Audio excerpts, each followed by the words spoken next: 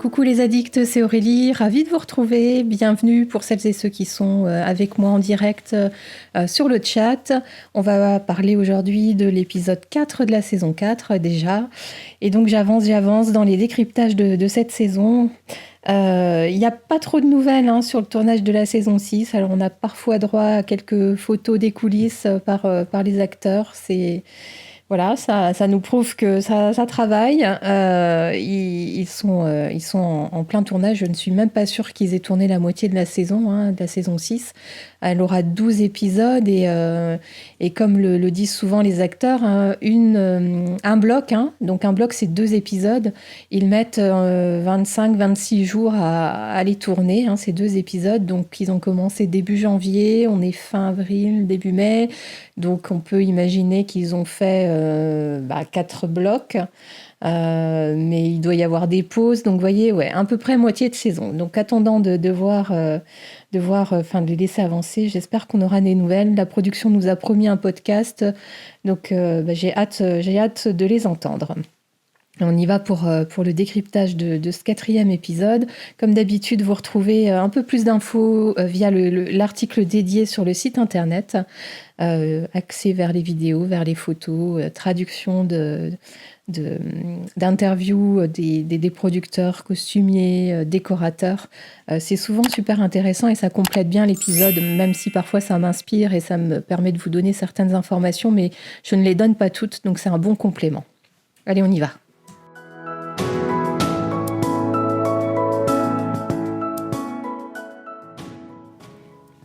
Et on y va d'abord avec des informations générales et mes impressions générales aussi.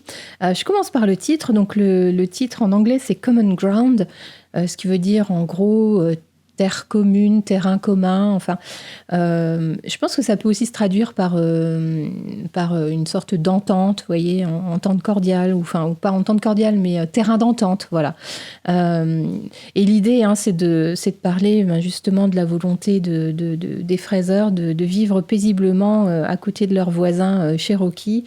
Donc effectivement, c'est une ligne qui a été traitée dans l'épisode. Ça occulte un peu, je trouve, l'histoire autour de Brianna et Roger. Et mention très pas spéciale du tout au titre en version française, c'est... Alors attendez que je me souvienne, il faut que je reprenne mes notes. Ah oui, point commun. Je vois pas trop bien le rapport. Si quelqu'un sait lire ce titre à la lumière de l'épisode, donnez-moi vos idées. Moi, j'aime pas. Et donc, en tout début d'épisode, on a la title card et je trouve qu'elle est magnifique. Ça pose bien... ça annonce la couleur de l'épisode. On va parler des Indiens puisqu'on voit un Indien qui s'habille. Ça nous permet d'avoir des détails sur les costumes. D'ailleurs, on voit que l'Indien de la title card porte un gorgerin. Vous savez, c'est cette espèce de collier, enfin, je sais pas comment on appelle ça, qui porte autour du cou et qui sont en fait une partie de l'équipement du soldat anglais, en fait. Si vous vous souvenez, je crois que c'est Black Jack Randall qui en portait un. Et donc, pour cet épisode, et pour d'ailleurs la suite de la saison, la production a engagé de véritables acteurs amérindiens, avec un énorme souci d'authenticité, beaucoup de recherches qui ont été faites, aussi bien sur leurs costumes, sur leurs coutumes, sur leur... alors pour le coup, pas costumes, mais sur leurs vêtements pour créer les costumes, sur leur langage. Et c'est ce qui a motivé en fait la production à faire un petit changement par rapport au livre, puisque la tribu que rencontrent les fraiseurs... tout près de Fraser's Ridge dans le livre, c'est les Tuscaroras. Et ici, donc, vous l'avez vu, ce sont les Cherokees. Et du coup, c'est ce qui fait aussi, pour ceux qui sont lecteurs comme moi, c'est ce qui explique le changement des noms des différents Indiens, et notamment des principaux, le chef du village, sa femme, la soigneuse, etc. Les noms ont été changés. Alors ça permet, ça nous trompe un peu, mais c'est justement pour rester dans leur ligne directrice, puisqu'ils changeaient de tribu. Bien, ils ont donné des noms Cherokee aux personnages de la série. Toujours ce petit souci du détail que j'adore dans Outlander. Le scénario a été écrit par Joy Blake. C'est une femme qui avait déjà écrit le scénario de l'épisode La première femme, C'est l'épisode 8 de la saison 3. C'est son tout dernier scénario pour Outlander. Ensuite, elle est partie sur une autre série. Elle n'est pas revenue dans la saison 4. Elle n'est pas non plus dans la saison 5. C'est dommage parce que tant l'épisode qu'elle a fait dans la saison 3 que celui-ci, je trouve que l'écriture est soignée, la narration en fait est hyper soignée. C'est un scénario très très équilibré. Donc voilà pour la scénariste. Et je dirais que c'est un épisode qui a encore vocation à, en quelque sorte, poser le décor de la saison, tout en portant un focus quand même sur certaines relations et sur certains personnages. Donc on a une alternance dans cet épisode entre le XVIIIe et le XXe siècle, avec une plus forte place qui est donnée pour l'histoire de Claire et Jamie sur cet épisode. Et on a aussi une alternance de tensions, de tensions dramatiques, et puis des moments très simples de vie quotidienne. Donc ouais, c'est équilibré en fait. Pour ce qui est de la tension, donc on a toute cette tension qui monte avec les confrontations avec les Cherokees. On ressent aussi quand même la tension de l'histoire de Roger et Brianna. Et puis, il y a cette tension dramatique qui monte avec les découvertes de Roger, pour se terminer un peu en apothéose sur la toute fin de l'épisode. Et donc, je le disais, on a des moments touchants, on a des moments d'humour. Alors, tout ça, c'est pendant la construction de Fraser's Ridge. On les voit couper du bois, réparer un filet pour capturer des poissons, vider les poissons, fumer la viande, ça c'est John Quincy Myers. Et comme je le disais dans le dernier décryptage, celui de l'épisode 3, c'est pas la grande aventure, c'est pas la grande passion. D'ailleurs, l'intimité de Jamie et Claire est quand même mise à mal par la présence de Ian et puis du fait qu'il soit en promiscuité avec ce neveu. Lorsqu'on les trouve, Claire et Jamie, tous les deux, près de l'arbre, vous voyez sans doute à quelle scène je fais référence, je vous mets des images. Voilà, on sent qu'il y a un petit peu de désir, de tension sexuelle entre les deux. Jamie recommence à faire la liste des choses finalement qu'il aimerait faire à Claire, un peu comme il l'avait fait sur le bateau à la fin de la saison 3. Et puis c'est Ian qui les interrompt parce que justement les Cherokees arrivent. En petite anecdote, le village Cherokee qu'on voit plutôt sur la fin de l'épisode a été créé spécialement pour l'épisode et on ne le revoit plus ensuite. Donc toujours là aussi, les décorateurs parfois font des choses très très éphémères et ça avait été le cas pour la chambre étoilée en France, vous vous souvenez, cette scène où Claire se retrouve avec le roi, Maître Raymond et le comte de Saint-Germain, un magnifique décor qui avait mis des semaines et des semaines à se monter, mais juste pour une scène. Donc voilà ce que c'est aussi la production d'Outlander. Ils n'hésitent pas à dépenser du temps, de l'énergie et de l'argent pour que les décors soient magnifiques, même s'ils ne doivent servir qu'une seule fois. Dans cet épisode, alors, les personnages secondaires ont quand même une place très très petite, mais ils sont là pour porter la narration. Donc, quand en début d'épisode, Jamie demande à Fergus d'aller chercher des colons pour venir habiter sur Fraser's Ridge, on sait qu'il demande à Fergus d'aller voir s'il trouve des anciens prisonniers de Dartmoor. Marcelly, eh bien... Elle est là dans cette scène, elle dit que sa mère lui manque et ça permet à Claire d'exprimer le manque qu'elle a de Brianna. Ian et Rollo dans l'épisode sont des donneurs d'alerte. John Quincy Myers donne du contexte sur les Indiens, sur les Cherokees et sur le Skiliyona. Et puis alors il y a des personnages que j'appelle secondaires. C'est Peter, le collègue de Roger à Oxford, et Gail, la colocataire de Brianna à Boston. Et puis on a Carrot, le chien de Gail. Et pour la petite anecdote, mais ça vous l'entendrez dans les vidéos des producteurs, Carrot c'est le bulldog français de Meryl Davis, donc la producteur exécutif sur la série. Je vais vous faire une mention spéciale aux lumières dans l'épisode parce qu'il y a énormément de scènes d'ailleurs pour les images que j'ajoute là que je pose sur ma voix. C'est pas évident parce qu'il y a beaucoup de scènes qui ont été tournées de nuit pour l'épisode et un énorme travail sur l'éclairage avec le feu, les torches, mais qui éclaire super bien les visages, qui donne un jeu d'ombre vraiment sympa. C'est joli, je trouve, même si voilà, quand on fait une capture d'écran, ça rend pas forcément, mais voilà, quand on le regarde l'épisode en entier, je trouve que c'est chouette. Et pour finir ces impressions générales, je vous propose une petite expérience sensorielle une fois que vous aurez fini d'écouter le décryptage. Essayez de vous remettre à l'écran le passage de l'appel téléphonique entre Brianna et Roger et vous coupez le son. Puisque vous connaissez la scène par cœur, vous savez ce qu'ils se disent, pas besoin du son. Mais regardez les visages, regardez le jeu d'acteurs et les expressions, les mimiques du visage de ces deux acteurs. Alors Richard Rankin, beaucoup l'aime beaucoup, pour plein de raisons, encore qu'il y a ses détracteurs, mais je lis souvent énormément de commentaires très, très peu flatteurs pour Sophie Scalton, en disant que c'est pas une bonne actrice, etc. Ben, faites ça.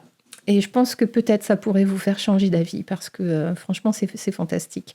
Et d'ailleurs, à ce propos, les producteurs disent que, ou les réalisateurs disent que jouer une scène d'appel téléphonique, c'est une des scènes les plus difficiles à faire, parce que bien souvent, il n'y a pas le réel interlocuteur de l'autre côté du téléphone. Alors là, il se trouve que quand même, Richard Rankin s'est arrangé pour être présent et donner la réplique à Brianna, alors sans qu'il se voie, mais au moins pour lui donner la réplique.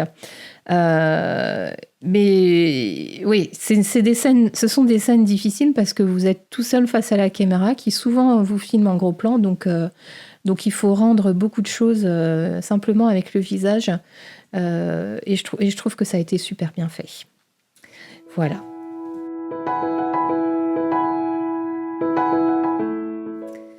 On passe à ce que j'ai aimé et ce que je n'ai pas aimé. Et pour mon top, eh bien, je vais plutôt parler de mes tops cette fois-ci, puisque j'ai plusieurs choses que je voulais pointer et relever qui m'ont plu dans l'épisode. D'abord, 2 transitions. La première, c'est celle où Roger est en train de lire un peu ce qu'il voit dans le livre sur la Caroline du Nord. Et on a cette voix de Roger qui devient du coup une voix off pendant qu'on voit les fraiseurs s'atteler à la tâche et couper du bois, etc. C'est subtilement fait et c'est bien porté par la voix de Richard Rankin, moi qui l'écoute en VO. Je pense que ça rend très très joli aussi en français. Donc voilà, première transition. Et la deuxième transition, c'est une transition qu'on a à la fin, où on voit un feu de cheminée. Et on pense, puisqu'on vient de quitter Claire et Jamie dans les fondations de leur future maison cabane. Donc on pense qu'on va voir Claire et Jamie devant ce feu de cheminée avec leur maison terminée, et en fait pas du tout. On découvre Roger,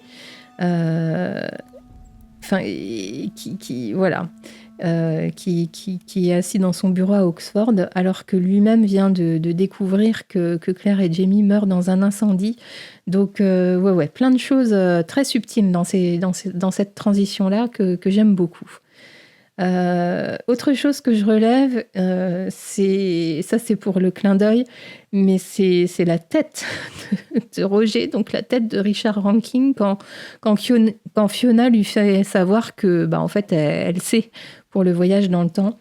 Je vous le passe, franchement énorme. Et donc voilà, mon vrai top, c'est la scène entre Claire et Marsali que j'ai choisi de relever. Parce que c'est typiquement une scène qui est là pour servir les personnages, qui ne fait pas du tout avancer l'intrigue. Et donc, je ne sais pas si je l'ai déjà dit, mais dans le livre, Marsali est restée en Jamaïque pendant sa grossesse. Et donc là, on la découvre qui souffre de nausées. Donc, je pense que c'est quelque chose que certaines d'entre nous ont vécu aussi. Et ce qui est vrai aussi, c'est que souvent, au moment de devenir mère soi-même, on pense à sa propre mère, et il y a certainement des liens à ce moment-là qui se font plus forts, ou si on était un peu fâché, on se met à comprendre certaines choses. Enfin, vous voyez, donc on a tout ça qui se joue là à ce moment-là. Et même si Claire ne partage pas l'amour de Marsali pour Lyrie, on voit Claire faire preuve d'une grande empathie, ce qui met en avant le côté maternel et chaleureux dont Claire est capable et qu'on avait déjà vu par le passé, hein, notamment avec Fergus, par exemple, dans la saison 2. Et je dirais aussi qu'on ne connaît Lyrie que pour ses mauvais côtés, ses manigances et son côté peste, mais on perçoit à travers Marsali qu'elle a été une bonne mère. Et je pense que c'était important aussi que ce soit posé comme ça par Marsali. Et au travers de cette scène-là, ce qu'on voit aussi et ce qu'on ressent, c'est l'émotion de Claire de voir Marsali enceinte. Brianna a environ le même âge, hein, enfin en tout cas de la même génération que Marsali, et forcément elle pense à sa fille. Claire pense à sa fille. Et Jamie le devine, et on retrouve ce trait de caractère de Jamie et cette qualité qu'il a de réussir à décoder les sentiments de Claire et savoir ce qu'elle ressent. Et donc on lui voit délivrer de très belles paroles d'apaisement. Claire, bien sûr, a toujours cette tristesse, mais elle apprécie le soutien de Jamie. Et alors pour mon flop, c'est il n'y a pas un vrai flop. Enfin, c'est comme à chaque fois. C'est rare que ce soit des gros coups de gueule, mais dans l'épisode, on a John Quincy Myers, je l'ai dit en intro, qui en fait est là pour apporter du contexte et des connaissances sur les Indiens. Lui, c'est un trappeur, hein, donc il fait du commerce avec les Indiens, du troc. Il les connaît bien. Et donc, Jamie, à un moment donné de l'épisode, vient le trouver pour en apprendre un peu plus sur ses voisins qui sont un peu menaçants, qui se font menaçants. Et donc, John Quincy Myers commence par lui apprendre 2-3 mots de Cherokee, mais il ne lui dit pas que les Indiens parlent anglais. Donc, je sais pas, c'est un peu bizarre. Enfin, évidemment que ça crée un petit switch au moment où nous, on le découvre en même temps que Jamie. Mais voilà, c'est une petite incohérence que je voulais relever.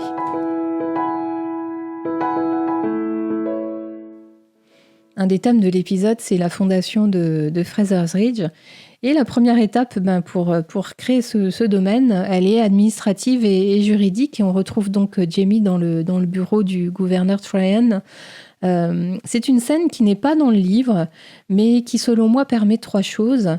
La première, c'est le document, hein, que l'on voit signé par Jamie. D'ailleurs, il signe de son vrai nom.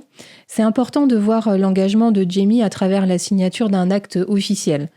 Et donc, voilà la première justification de cette scène. La deuxième, elle a été donnée par la production. Ils disent qu'ils adorent l'acteur qui joue le gouverneur Tryon, hein, donc c'est Tim Downey. Ils lui trouvent une super belle chimie avec Sam Ewan, ce qui est vrai. Et je l'ai déjà dit, hein, mais je vous rappelle, donc Tim Downey et Sam Ewan ont tourné ensemble une dizaine d'années auparavant toute une série de pubs pour une bière écossaise qui s'appelle Tennant. D'ailleurs, j'avais traduit, hein, les pubs qui sont super drôles. Donc si vous voulez les voir, elles doivent être quelque part sur ma chaîne YouTube. Et donc, troisième justification à cette scène, c'est que ça nous donne un peu de contexte historique, hein, puisque Tryon parle des régulateurs, il parle aussi des collecteurs de taxes corrompus. Ça permet aussi de montrer que Jamie, là, dans cet acte, hein, qu'il est en train de signer, il va se retrouver finalement à l'opposé de la position dans laquelle il se trouvait juste avant Culloden en tant que Highlander. Parce qu'en tant qu'Highlander, il était un peu comme les natifs, hein, puisque les Écossais venaient finalement se faire prendre des terres par les Anglais. Et donc là, on prend conscience que, comme ils l'ont suggéré dans les précédents épisodes, hein, lors des discussions entre Claire et Jamie, c'est un véritable pacte avec le diable. Et j'aime beaucoup le fait que Jamie reprenne la réplique du gouverneur dans un des épisodes précédents, le 2 ou l'article 1 peut-être. Il y a la loi, il y a ce qui est fait. Et lorsque Jamie reprend cette phrase, il signifie au gouverneur qu'il sera le maître chez lui et qu'il s'arrangera lui-même de ses propres affaires. Il y a quand même une question qu'on peut se poser, hein, c'est est-ce que Claire et Jamie sont en train de prendre la terre des Cherokees? Et dans ce cas-là, comment Claire pourrait-elle juste l'envisager? Et en fait, la réponse est non, en fait, en surface, puisque je pense qu'il faut nuancer. En réalité, c'est ce que Jamie se fait attribuer, c'est la terre de la couronne anglaise. Il y avait un accord par traité entre les Anglais et les Indiens par rapport aux terres américaines. Donc qui départageait un petit peu la propriété des terres. Bon, néanmoins, voilà, hein, les Anglais sont arrivés là comme des colonisateurs, donc est-ce que la terre n'appartient pas à ceux qui sont là à l'origine? Donc ça, c'est une autre question. Mais donc voilà, il y a quand même une petite contradiction. Et ce qu'on voit, c'est que les limites des terres sont définies par une topographie, une topologie reconnaissable, et notamment par des arbres.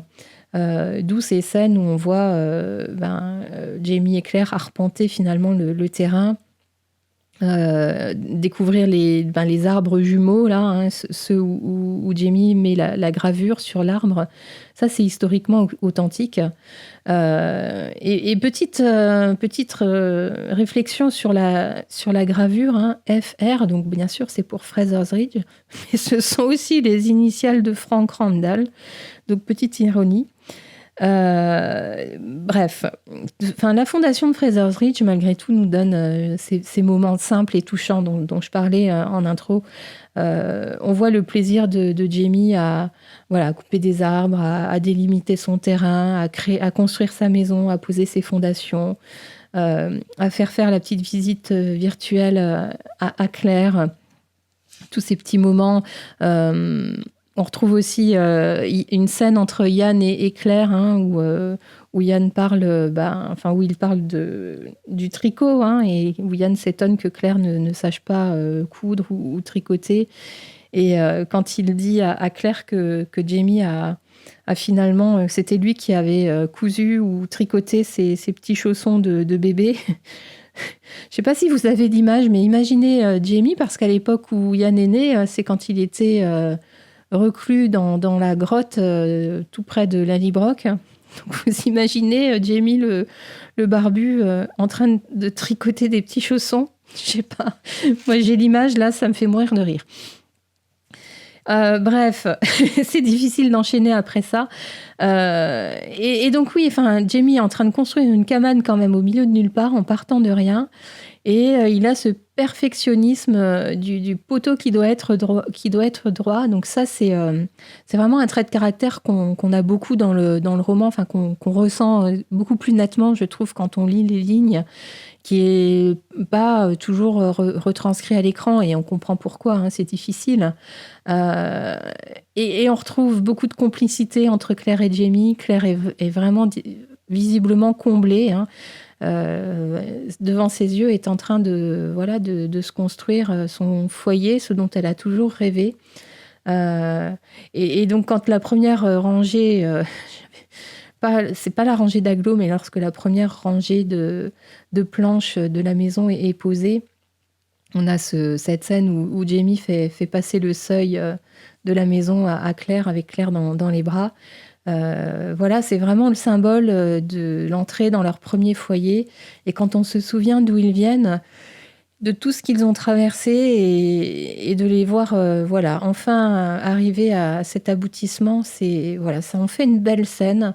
D'autant plus qu'à ce moment-là de l'épisode, c'est OK pour les voisins. Les Cherokees ne devraient plus être menaçants. L'histoire de l'ours Skiliona, c'est réglé aussi. Donc on peut se dire que c'est un vrai moment d'apaisement, et d'où cette transition avec le feu de cheminée dont je parlais. Je les aurais bien vus tous les deux dans des chaises à bascule, en train de tricoter ou de lire un livre. C'était l'image qu'on attendait, et on s'est fait surprendre, mais voilà. Tout ça pour dire qu'on espère qu'ils vont vivre des moments domestiques sympas à Fraser's Ridge. Mais je le disais, avant d'en arriver là, hein, à ce moment où enfin ils vont pouvoir profiter de leur nouveau foyer, on a une montée de tension avec les voisins, avec les natifs, les Amérindiens. Et, voilà, on les retrouve confrontés à une présence d'abord menaçante. Hein. La première rencontre qu'ils font avec les Amérindiens, ils sont là à quelques mètres. Ils se contentent d'une présence, ils se montrent, mais ils sont silencieux. Donc ça, c'est le premier avertissement.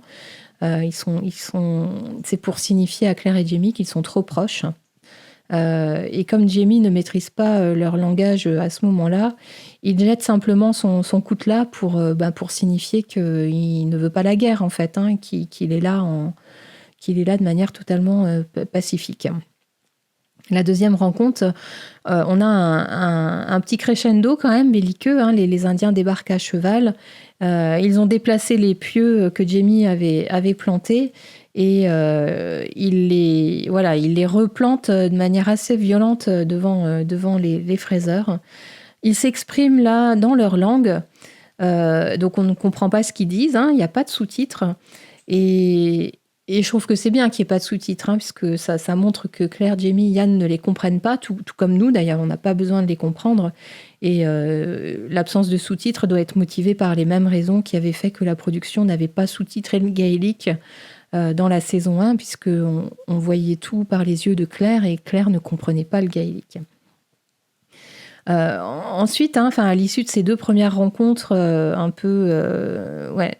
menaçante. Et puis, entre deux, il y a aussi l'épisode où il y a le cheval qui est blessé. On retrouve Claire et Jamie en train de discuter tous les deux. Et c'est Claire qui exprime ses doutes et qui se dit que peut-être il ne devrait pas être là et que la menace devrait être prise au sérieux. Malgré la providence, hein, qui les a fait arriver sur ces terres-là. Et là, on a Jamie qui se montre quand même confiant et qui explique à Claire que la montagne lui parle.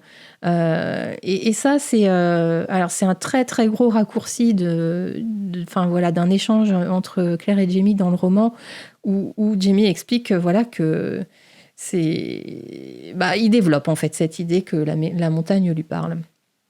Et donc, il a envie d'aller s'expliquer auprès des Indiens et de leur dire qu'il n'est pas hostile. Et donc, il va rencontrer John Quincy Myers, qui ne lui dit pas qu'il parle anglais, mais qui lui apprend deux petits mots. Et ensuite, après la résolution du problème de l'ours, hein, c'est ce qui permet d'enterrer la hache de guerre, puisque...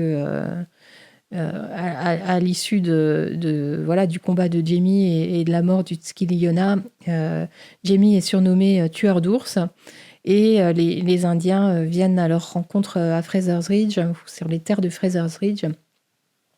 Et c'est l'occasion pour Claire de faire la connaissance d'une étrange vieille femme indienne qui lui raconte son rêve.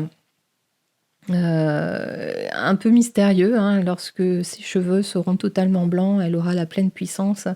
Claire ne comprend rien. Franchement, à ce moment-là de la série, nous non plus. C'est quand même une espèce de prophétie un peu mystérieuse. On ne voit pas très bien à quoi elle veut en venir. Et avant de clôturer ce thème, je voulais relever que l'actrice qui joue la vieille indienne, c'est Tantu Cardinal, qu'on a déjà vue dans beaucoup, beaucoup de films. Hein. Je pense que elle est souvent demandée quand il faut jouer des rôles d'Indiens, forcément, ou d'Amérindiens. Mais moi, je l'ai reconnue surtout parce que elle a joué dans Danse avec les loups. Alors, elle était beaucoup plus jeune, mais il y a une scène quand même assez mémorable dans Danse avec les loups, dans laquelle elle joue. J'en dis pas plus. Celles et ceux qui connaissent le film doivent voir à quelle scène je fais référence. Et donc l'autre danger qui menace les fraiseurs sur leur installation à Fraser's Ridge, c'est l'ours, le Tskiliona. Et donc ça, là, il s'agit d'une énorme réécriture par rapport au roman, puisque en quelques mots, dans le roman, Jamie se bat contre un véritable ours qu'il finit par en venir à bout et par le tuer. Et c'est à l'issue de ce combat avec l'ours qu'il fait la rencontre avec les Indiens Tuscarora, et ça permet un pont en fait entre les Fraser et les Indiens. Et voilà, il n'y a plus de problématique entre eux, si vous voulez, à partir de ce moment-là. Donc, grosse problématique pour la production, puisqu'elle ne voulait bien sûr pas occulter ce passage, mais elle ne pouvait pas non plus faire matériellement intervenir un véritable ours pour plusieurs raisons. La première, c'est que tourner avec des animaux, ce n'est jamais simple. Et puis, dans le cas d'un ours, même dressé, il y a toujours un risque. Deuxième raison, c'est que ça nécessite un énorme budget, et au moment de cette saison 4, il y a quelques années, le film The Revenant avec Leonardo DiCaprio, dans lequel il y a une grosse scène de combat avec un ours. Ce film est sorti peu de temps avant, oui. Mais on a tous en tête, en tout cas, ce moment. C'est assez marquant comme film pour cette scène-là. Et donc, bien sûr, Outlander pouvait difficilement souffrir d'une telle comparaison. Et donc, l'astuce qui a été trouvée, c'est de transformer ce véritable ours en un homme finalement déguisé en ours et avec des traits de caractère menaçants et comme un animal en fait. Et donc, c'est le cheval, Finlay, qui fait le premier les frais de cet animal. Et d'ailleurs, la production signale qu'aucun animal n'a été blessé pendant le tournage. C'est de la peinture sur les flancs du cheval. Et le deuxième à faire les frais de la bestialité de l'ours ou du Skilly-Yona, c'est John Quincy Myers, qui est sévèrement blessé à l'abdomen, qui nous permet de voir le retour de Dr. Claire et de Yann, l'assistant infirmier. Et pour la petite info, dans cette scène-là, John Quincy Myers aurait dû mourir dans les premiers jets de scénario pour pouvoir bien montrer la dangerosité de l'animal. Mais finalement, le choix a été fait de garder le personnage simplement parce que la production a été totalement conquise par l'acteur et ses premières performances au début de saison. Donc, vous voyez comme parfois... la performance d'acteur peut faire changer un peu les intrigues, et ça a été le cas pour Duncan Lacroix, qui joue Murta. Et ensuite, donc, après John Quincy Myers, c'est Jamie qui doit affronter l'animal. Et donc, on a ce montage qui nous propose une alternance entre le combat de Jamie avec l'ours et puis les Indiens sous la tente. Ça crée une espèce de confusion. Et moi, j'ai eu besoin des explications des producteurs pour comprendre ce qu'ils ont voulu faire en réalité. Je veux dire, c'est pas une scène qui est déplaisante en elle-même. C'est assez mystique, très rythmé. On a ce chant, d'ailleurs, qui est chanté par une véritable chanteuse aussi amérindienne. On a cette voix, traînante, lancinante, et le rythme des percussions. On sent la tension qui monte. Mais pour moi, le message est peu clair. Parce qu'en fait, ce que la production a voulu faire, les Indiens exécutent ce qui s'appelle la danse de l'ours. Donc la chorégraphie est réelle, pas inventée. Et donc, en fait, les Indiens sont dans une sorte de combat spirituel avec l'ours. Alors que moi, je pensais, avant d'entendre ces interviews, je pensais que les Indiens, en fait, guidaient l'ours dans son combat contre Jamie. Donc finalement, Jamie vient à bout du monstre en lui plantant un des pieux d'arpentage, donc une certaine ironie. Et puis Jamie découvre donc que ce n'est pas un ours, mais un homme déguisé. Et il l'emmène aux Indiens.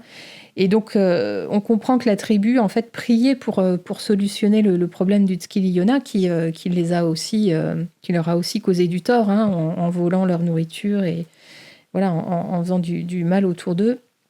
Mais les Indiens, la tribu ne l'aurait pas tué, puisque pour eux, cet homme-là, qui a été banni, était déjà mort, en fait. Et donc, on nous explique un peu la sombre psychologie de ce personnage. Et la moralité, c'est qu'à vivre tel un animal, on finit par devenir soi-même un animal. Et ça pose un peu la question un peu plus philosophique aussi du rejet dans la société, de la mise au banc. et des attitudes que cela provoque par ceux qui se font finalement exclure soit d'une communauté ou soit de la société. Et pour finir sur une touche plus gaie, je voulais vous signaler qu'on a, je l'ai reporté sur mon site internet et traduit, mais on a les détails du costume du Skili Yona avec les explications des costumières. Donc si ça vous intéresse, vous retrouverez ça sur le site internet. Alors maintenant, je vais laisser Fraser's Ridge et la Caroline du Nord de côté, puis on va parler un peu de Roger et Brianna. Et donc, grâce à Peter, le collègue de Roger, et grâce à Gail, la colocataire de Brianna, on voit que Roger et Brianna pensent toujours l'un à l'autre. Toute la narration sur cette relation est faite du point de vue de Roger, là, dans l'épisode. Et donc, on le découvre dans son bureau à Oxford, assez mélancolique. Et Peter nous permet de comprendre que Roger n'est plus lui-même depuis qu'il a perdu contact avec Brianna. Puisqu'il ne vient plus boire un verre avec eux comme au bon vieux temps. C'est ce qu'on entend dans la bouche de Peter. Et donc, ce sont les découvertes de Roger à propos de Claire et Jamie qui lui donnent l'opportunité de recontacter Brianna. Et au moment du coup de fil, on voit Gail, la coloc, en arrière-plan, et on sait aussi là que Bri est toujours éprise de Roger. Mais malgré tout, ces deux-là sont incapables de se parler. Après les événements du festival, donc forcément il y a un froid et la connexion entre eux est impossible. Il y a comme de la friture sur la ligne, pour paraphraser un peu le thème du contact téléphonique. Moi j'y vois comme une erreur de jeunesse. Tous les deux projettent ce que l'autre pense. C'est un jeune couple avec des malentendus stupides qui pourraient être facilement réglés avec un peu plus de communication. Et justement, en parlant de manque de communication, ça va très loin, puisque à la fin de l'épisode, on découvre donc que Brianna est en Écosse et qu'elle a débarqué en Écosse il y a certainement 2 semaines, et Roger n'est pas au courant. Donc, gros manque de communication entre ces deux-là. Et pour finir, et on reste toujours au XXe siècle, donc on a ces découvertes de Roger à propos de Claire et Jamie, qui sont quand même assez importantes en tant que spectateur. On peut s'inquiéter un petit peu pour notre couple fétiche. Et donc Roger a d'abord trouvé des traces confirmant que Claire avait retrouvé Jamie et qu'ils avaient ensuite été en Amérique du Nord. Lorsqu'il en fait part à Brianna, et bien sûr, elle est très émue et on la sent soulagée de savoir que sa mère a retrouvé son père naturel, puisque c'était sans doute un sujet d'inquiétude pour elle. Et puis c'est un peu Fiona qui complète le puzzle. Fiona, en parlant d'elle, elle a bien caché son jeu. On découvre que c'est une femme bien plus intelligente qu'il pouvait y paraître. Les murs ont des oreilles, les murs de la résidence Wakefield ont des oreilles. Bien sûr, Fiona, c'est la petite fille de Mrs. Graham. Alors évidemment, elle a des connaissances et elle sait pour le voyage dans le temps. Si vous vous souvenez, dans l'épisode 3 ou 4 de la saison 3, elle a porté du thé et des scones. Ça doit être dans l'épisode 4 plutôt. Lorsque Claire, Roger, Brianna faisaient des recherches, donc forcément elle avait les oreilles qui traînaient. Et puis donc elle a conservé, ou elle a retrouvé dans les vieux cartons les recherches qu'avait faites le révérend, et cette coupure de journal qui fait mention de l'incendie de la maison de Claire et Jamie. Alors en 1770 et quelque chose, l'année est effacée. C'est un choc pour Roger. Et on peut se demander en tant que téléspectateur, donc même si on n'a pas lu les romans et même si à ce moment-là on ne connaît pas la suite, si le révérend avait ce document, qu'en était-il de Frank, On se souvient que Frank entamait une correspondance avec le révérend Wakefield. C'était d'ailleurs dans le tout premier épisode de la saison 3, juste après une grosse dispute avec Claire et la nuit de l'accouchement de Claire d'ailleurs, de Brianna. Alors on se demande aussi si Brianna a découvert la même chose que Roger, parce que Frank avait ce même document aussi dans ses affaires. Et quand Gail dit à Roger que Brianna est en Écosse pour voir sa mère, Ça fait une grosse alerte pour Roger, ça en fait une aussi pour nous. On se demande si Brianna serait revenue en Écosse pour passer les pierres.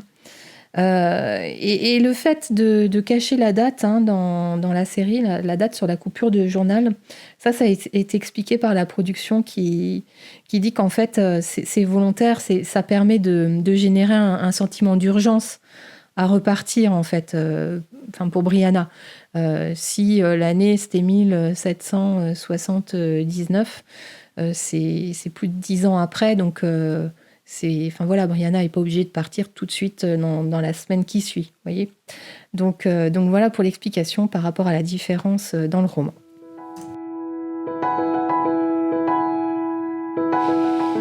Alors, je vais conclure en vous disant que pour moi, c'est un très bon épisode qui alterne superbement bien tension et moments simples et complices. Les bases de la saison, et je dirais même de la maison, sont bien posées. Pour Claire et Jamie, l'enjeu va être de faire venir des colons. Et là, on se dit, si Fergus cherche des anciens d'Arnsmuir, est-ce qu'il peut réussir à trouver Murtagh ? Les fans l'attendent. Pour Brianna, la fin peut paraître un peu déroutante, pour Roger aussi d'ailleurs. Quel est exactement le plan de Brianna ? Alors probablement que par la suite, l'intrigue va se porter un peu plus sur Brianna et Roger, mais sans nécessairement forcément délaisser les Fraser en Caroline du Nord. Mais à ce moment-là de la saison 4, on peut se demander quelle peut être la suite pour Claire et Jamie, parce qu'il faut bien qu'il y ait une intrigue et quelque chose qui le porte. Et par rapport aux épisodes qu'on vient d'avoir, rien n'est très lisible en fait. Donc voilà, moi je vous parle de cette saison 4 alors qu'on a déjà eu la saison 5, mais faisons comme si. Écoutez, très contente d'avoir vécu encore ce décryptage avec vous tous et toutes. Je vous remercie pour nos échanges parce que même si au moment où j'enregistre, je ne sais pas ce qui s'est passé, mais sur les derniers décryptages, je peux juste vous dire que j'adore discuter avec vous pendant qu'on réécoute ce décryptage ou qu'on l'écoute pour la première fois pour vous. Je vous remercie. Je vous dis à très très bientôt. Prenez soin de vous.